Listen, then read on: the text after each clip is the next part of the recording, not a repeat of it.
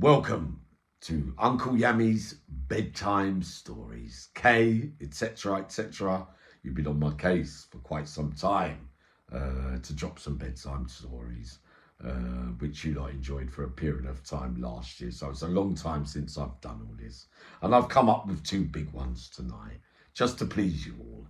And clarification also, what I saw, not what I heard, because I realise there's a lot of people out there talking a lot of nonsense, saying that it happened this way and it happened that way. So like I said, they were meant to have had two fights. So I can't clarify today whether this was the first fight or the second fight. So it was in a London jail, right? Unlock.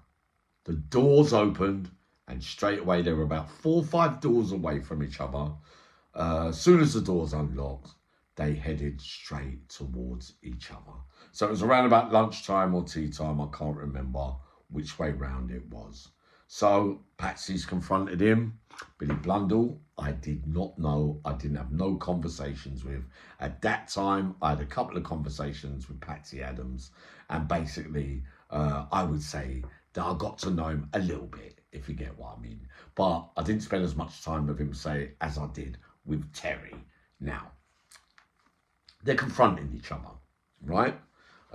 So any minute, the whole wing's like leaning over the landings, right? We're on the twos. So you got the threes, the ones, everyone's looking up, not really making it that hot or bait, if you get what I mean. But it looked like everybody was waiting for this moment because it's two household names and they've been expecting it. So confronting each other, right? Words exchanged, right? To me, from where I was standing, it looked like Patsy was saying, where do you want to do it? Billy Blundell was saying, come up onto the threes. Patsy was saying, why not go onto the ones where the shower room's still open? Something of that nature.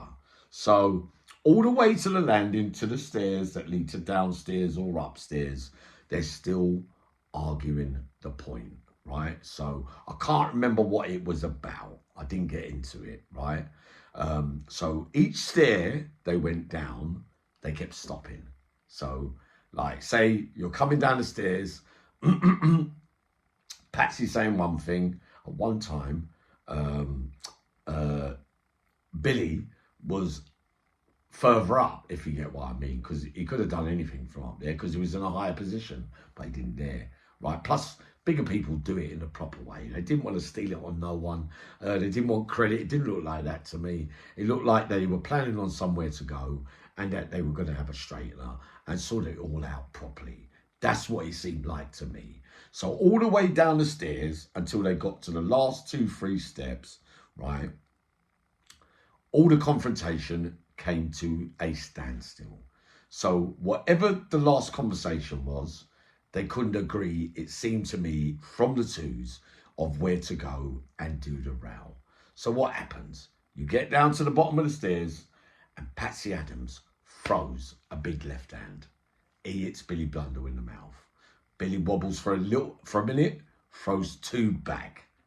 Perfectly honest, right? I've got no biasness towards any of them at all, okay?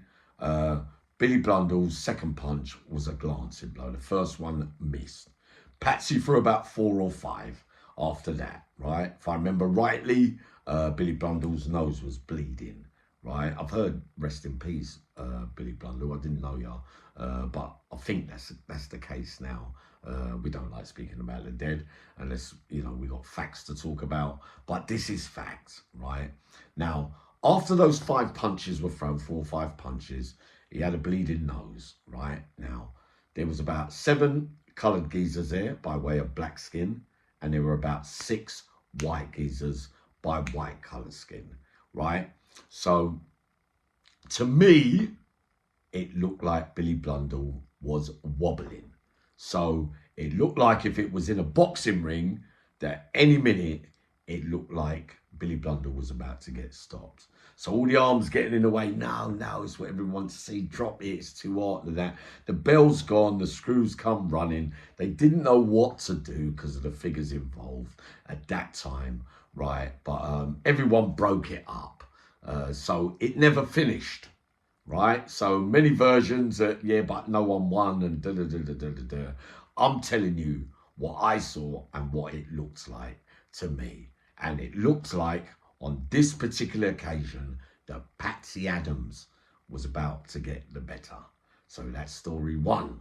I hope that clears up matters for some of you lot. You know, whether you're talking about another fight where it happened somewhere else, Uncle Yami tells you today that I witnessed one of those fights, and that's my version, my opinion, and that's what happened.